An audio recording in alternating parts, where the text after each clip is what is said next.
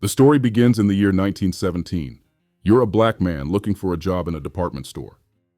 You don't even bother asking to work the register. You already know how that story ends. Maybe they'll let you clean the stock room. Maybe sweep up after close. But touch the money? Speak to white customers? Be seen as anything other than invisible labor? Not likely. Jim Crow didn't just control the law, it controlled the economy. It told black folks where they could work, how much they could earn, and how far they could go. And that distance was always just short of full dignity. Every town had its own version of the rules, but the message was the same. Stay in your place. But one man, one store didn't play along. While other companies were locking the front counter to black workers, Penney quietly opened the door. No press release, no big announcement. Just a different way of doing business that left people whispering, confused, and in some towns, outright angry. This is the story they tried to leave out of the textbooks. The story that doesn't fit into the cleaned-up version of corporate history. The story of a Christian businessman who quietly did what others were too scared or too prejudiced to do. And today, Scope News is bringing that story back. His name was James Cash Penney, born in 1875 in Missouri.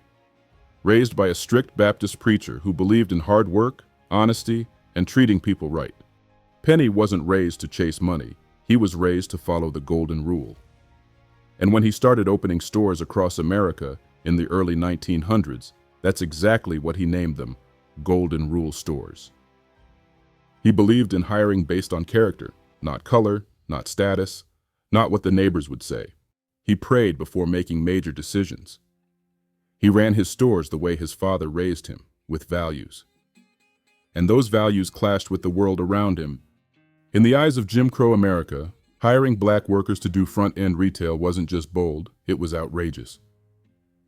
But J.C. Penney didn't care what the system expected. He cared about whether someone could do the job. And when he saw black workers with the skills, the professionalism, and the potential, he hired them. Not as janitors, not just in the storeroom, but right up front. But by the 1960s, the backlash was still alive and well. In Champaign, Illinois, when a new J.C. Penney store prepared to open its doors on April 6, 1961, black community leaders encouraged qualified black applicants to apply for sales clerk positions, but the store refused to hire any of them. Despite meeting the qualifications, the black applicants were only offered janitorial or stockroom jobs. The community saw right through it. Local black ministers and activists responded fast. Picket lines went up. The NAACP got involved.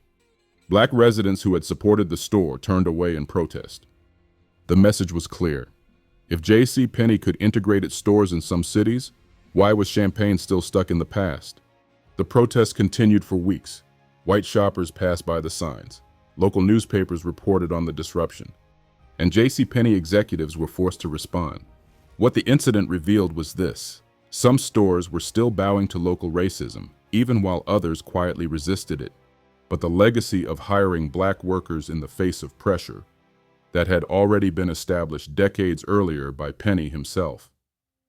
And whether certain towns liked it or not, the presence of black clerks, tailors, and retail workers had already changed the shape of the company forever. In black households across the country, the Penney job became a quiet badge of honor. It was the first time some families saw their loved ones work indoors in a clean uniform.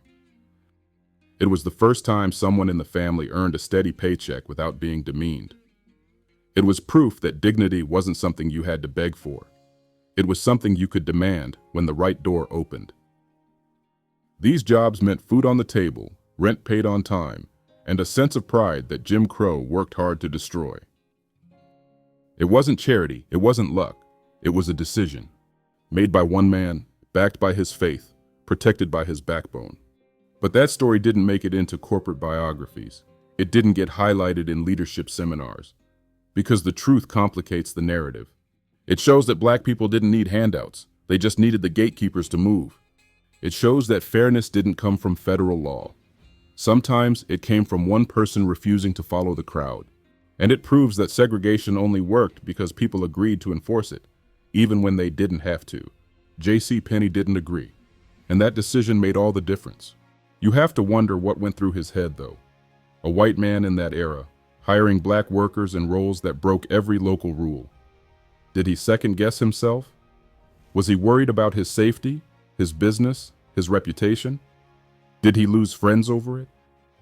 Was there tension at home, at church, in boardrooms?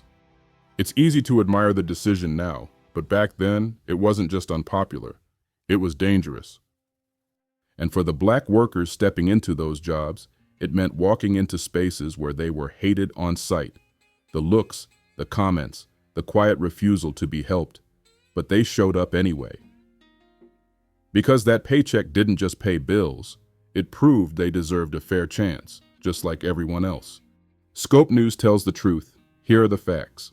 J.C. Penney, raised in a deeply religious Baptist household, opened his first store in 1902. His Christian values led him to hire black workers in customer-facing roles decades before civil rights legislation existed. In 1961, the opening of a new store in Champaign, Illinois sparked protests when qualified black applicants were denied retail positions and restricted to stockroom or janitorial roles. This moment of documented backlash confirmed that local pressure still shaped hiring practices in certain locations, even as other stores under the Penney brand were quietly integrating.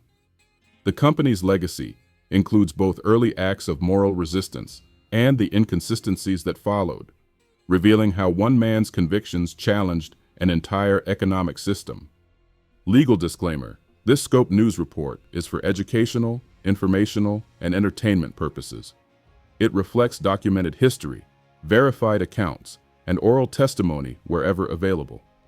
While archival records are incomplete in many cases, this story is based on real reports, lived experience, and direct accounts of early 20th century and mid-century employment practices.